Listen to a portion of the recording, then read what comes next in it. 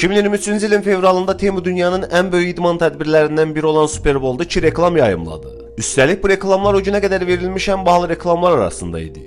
Cəmi 9 saniyəlik reklam üçün 7 milyon dollar ödəmişdilər. Və bu reklamlardan 3 ədəd verilmişdi. Yəni ümumilikdə 21 milyon dollar. Super Bowl demək olar ki, bütün Amerikalıların izlədiyi nəhəng bir tədbirdir.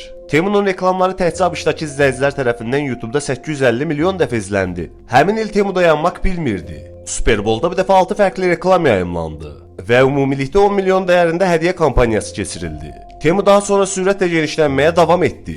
2023-cü ilin fevral ayında Kanada bazarına daxil oldu. Həmin ilin aprel ayında Avstraliya və Yeni Zelandiya, cəmi 2 ay sonra isə Avropa və Orta Şərqə açıldılar. Qısacası Temu çox sürətlə bütün dünyaya yayıldı. Bəs bu qədər sürətlə necə böyüdülər? Bu məhsullar niyə bu qədər ucuzdur? Temunun marketinqdə tez-tez istifadə etdiyi bir şüar var. Team up, price down. Yəni birlikdə alaq qiymət düşsün.